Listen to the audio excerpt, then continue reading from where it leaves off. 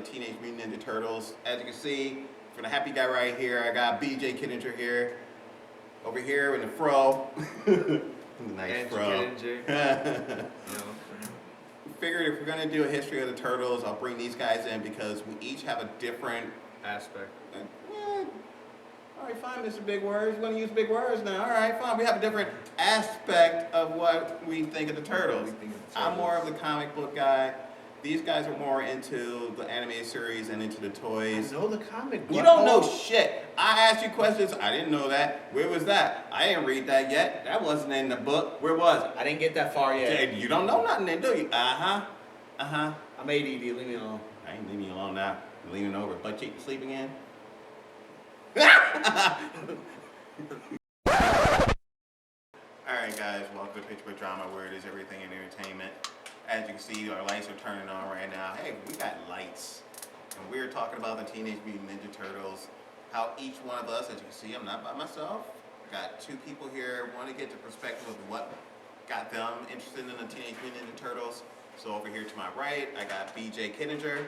As you can see, he's very excited to be here. And then over here, I have Andrew Kittinger. Kittinger, filming. So, quick rundown of how it got started. It all came down to two people coming together and deciding to do something that would make them happy.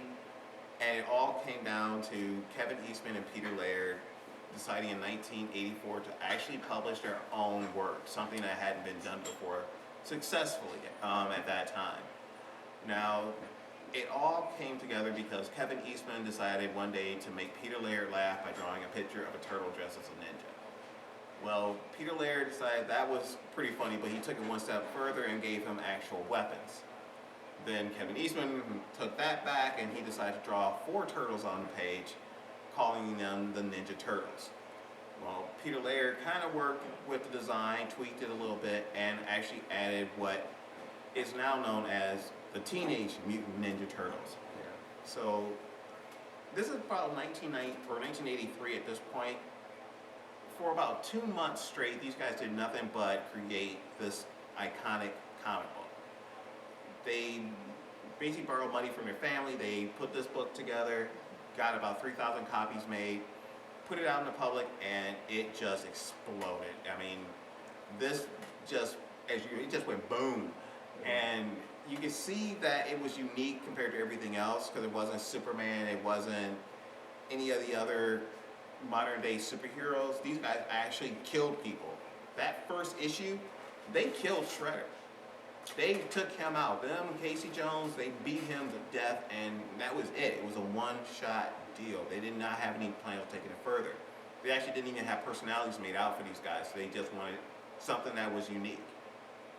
But when the comic book stores that they were taking them to, telling them about how much it sold, they realized they had to keep going because they were actually getting funding, money coming back. They actually made money on the first issue. But eventually, like everything else, the agents and everybody else starts getting a hold of them. Everyone talking about how they wanted to make a comic book, a TV show, a toy line.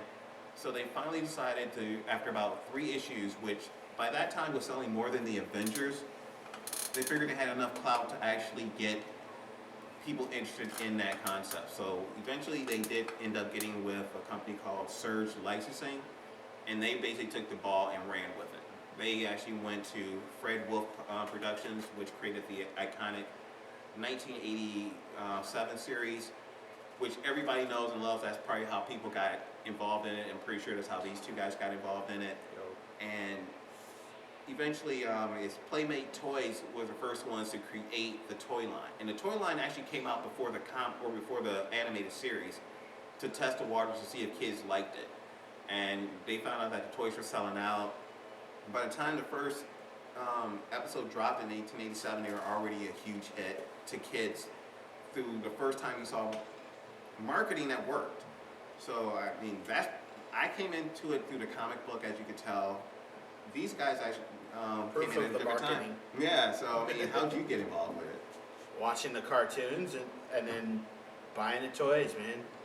Sit there. I think the first time after watching the cartoons, for a birthday, I got some money, and I asked my father to take me to the Toys R Us, which is still there on Western and Roscoe, and I bought all 4 turtles and Master Splinter. Back then, it was like $4.99 a turtle.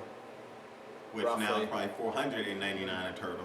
The way they blew up, but I mean, so Yeah. did you follow it after the first series came out? I followed it from the first episode of the original '80s series of Teenage Mutant Ninja Turtles. I watched it till pretty much it ran out, and then I picked up with another series. But with that series, yeah, it was religious. It was religion. From the what are you laughing at? Oh, trust me, they all know now. Keep going. Shut up, butthole. I ain't But saying but yeah, it was just something I picked up really easy. From back then, Turtles to Ghostbusters, the cartoon TV series, Yeah. and like it was just it hit at home pretty good. And like you said with the marketing, like they went crazy, even as far as crazy as making them into trolls. Yeah, there's actual trolls. Yeah, turtle trolls. So yeah, that's crazy right there. they milked it. They milked it. But I mean, if it wasn't for that, that genius in the toy line in the first animated series, there wouldn't be anything here. Kevin Eastman and Peter Laird, they're still making a ton of money. They still own Mirage Studios, which owns the rights to the Turtles to this day. And if I'm wrong, hit me in the comment section, let me know. But I'm pretty sure anytime the Turtles do anything, you still see produced by Mirage Studios on it, which is their company. Even in the new TV series that's on Nickelodeon, Casey Jones hockey stick says I think Eastman on it. Yeah. Okay, so they still have, I think they have, I don't know if they have complete control over how. Creative rights. Yeah, but I think Maybe. they have to still be told about anything that's going to be done in the Turtles name. Yeah, they have to. Okay, so you heard how we came into it. So, Drew, how'd you get into it? It was mostly the show. After the show, then I got big into the toys, but it was mainly the show. They changed it up so many times from, my uncle having me watching the '87 series, and then me growing up with the 2003 series. It was crazy. They had just different versions of them. So I had a big bucket to choose from, I guess. Now, did either of you get into the comic books?